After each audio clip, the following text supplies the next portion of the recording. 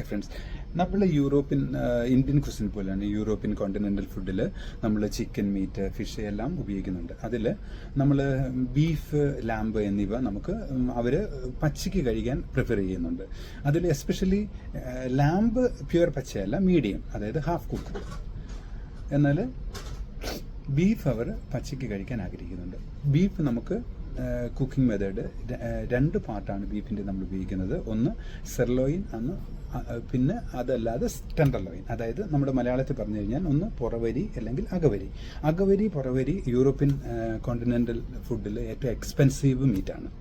European കൺട്രികളിൽ അകവരിയും പുറവരിയുമാണ് ഏറ്റവും. നമുക്ക് different part of meet ഉണ്ട്. അതിൽ ഏറ്റവും എക്സ്പെൻസീവ് ആയിട്ടുള്ള മീറ്റ് എന്ന് പറയുന്നത് ടെൻഡർലോയിൻ ആൻഡ് സെർലോയിൻ.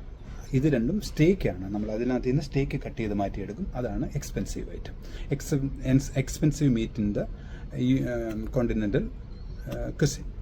അപ്പം അത് പല വെറൈറ്റി ഓഫ് കുക്കിംഗ് ഉണ്ട്. എസ്പെഷ്യലി മീറ്റ് പച്ചയ്ക്ക് കഴിക്കാം അവർക്ക്. അത് നമ്മൾ ജസ്റ്റ് സീൽ ചെയ്തെടുക്കുകയാണെങ്കിൽ അത് ബ്ലൂ, പിന്നെ റെയർ, ഇച്ചിരൂടെ കുക്ക് ചെയ്യുകയാണെങ്കിൽ റെയർ, ഇച്ചിരൂടെ കുക്ക് ചെയ്യുകയാണെങ്കിൽ മീഡിയം, അല്പം കൂടെ കുക്ക് ചെയ്യുകയാണെങ്കിൽ മീഡിയം വെൽ, പിന്നെ അല്പം കൂടെ കുക്ക് ചെയ്യുകയാണെങ്കിൽ വെൽഡൻ, ഏറ്റവും നന്നായിട്ട് കുക്ക് ചെയ്യുകയാണെങ്കിൽ വെരി വെൽഡൻ. അങ്ങനെ 7 പാർട്ടാണ് നമ്മൾ മീറ്റ് കുക്കിങ്ങിലുള്ളത്. അപ്പോൾ നമുക്ക് ഓരോന്നും നമ്മൾ ടച്ച് ചെയ്യുമ്പോൾ സ്ട്രക്ചർ മനസ്സിലാകും. ഒന്ന് ജസ്റ്റ് സീൽ ചെയ്തെടുക്കുമ്പോൾ അത് ബ്ലൂ ആണ്, ജസ്റ്റ് സീലിംഗ് മാത്രം.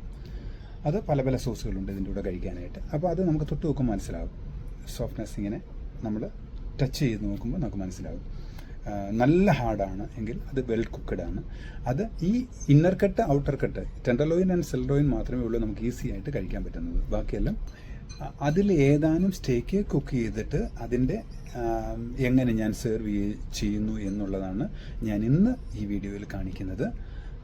Hi friends, my name is Moncy. Welcome to my video. അപ്പം നമുക്ക് ആ വീഡിയോ ഒന്ന് കാണാം. അപ്പോൾ ഫ്രണ്ട്സ്, ഏതാനും സിർലോയിൻ സ്റ്റേക്ക്, ടെൻഡർലോയിൻ സ്റ്റേക്ക് ഞാൻ കുക്ക് ചെയ്യാനായിട്ട് ഗ്രില്ലിൽ വെച്ചിട്ടുണ്ട്. അതിൽ ഞാൻ സോൾട്ട്, പെപ്പർ എന്നിവ അപ്ലൈ ചെയ്ത് ഞാൻ ജസ്റ്റ് സീൽ ചെയ്ത് അതിൻ്റെ സമയത്തിൻ്റെ ദൈർഘ്യം അനുസരിച്ചാണ് ഞാൻ ആ കുക്ക് ചെയ്യുന്നതിൻ്റെ മെത്തേഡ് കാണിച്ചു തരുന്നത്. അപ്പോൾ ഞാനിത് ആദ്യം മീഡിയം സ്റ്റേക്ക് ഞാൻ കുക്ക് ചെയ്തു. അപ്പം നമ്മൾ ഇതിൻ്റെ 50% കുക്കാണ്. നമ്മൾ ഇതിനകത്ത് ബ്ലഡ് ഇല്ല.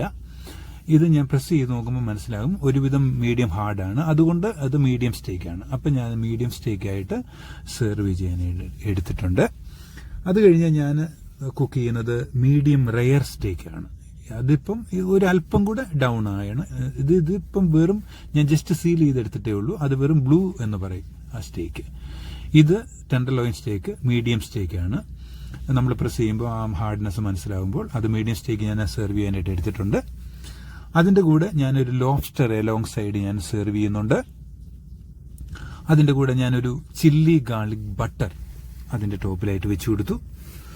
അതിന് ഞാൻ സോസായിട്ട് സെർവ് ചെയ്യുന്നത് ബേർണീസ് സോസാണ്. അപ്പം ഞാനൊരു ഡിഷ് കംപ്ലീറ്റ് ചെയ്തു.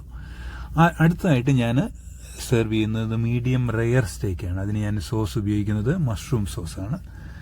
അപ്പോൾ നമ്മൾ ആ സ്റ്റേക്ക് പ്രസ് ചെയ്യുമ്പോൾ മനസ്സിലാകും അത് നമുക്ക് അത് ലെങ്ത് ഓഫ് ടെക്സ്ചർ പ്രസ് ചെയ്യുമ്പോൾ മനസ്സിലാകും അത് മീഡിയം റെയർ സ്റ്റേക്കാണ്. അതിന് ഞാൻ ചില്ലി ഗാർലിക് ബട്ടർ വെച്ച് കൊടുത്തു.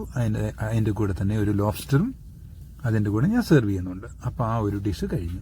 ഇത് വെറും റെയർ സ്റ്റേക്കാണ്. ഇത് വെറും പച്ചയാണ്. ജസ്റ്റ് സീൽ ചെയ്തെടുത്തത് മാത്രമേ ഉള്ളൂ. അതിൻ്റെ കൂടെ ഞാനൊരു ലോബ്സ്റ്റർ സെർവ് ചെയ്യുന്നു. അതിൻ്റെ കൂടെ ചില്ലി ഗാർലിക് ബട്ടറും അതിൻ്റെ കൂടെ സെർവ് ചെയ്യുന്നത് പെപ്പർകോൺ സോസാണ്.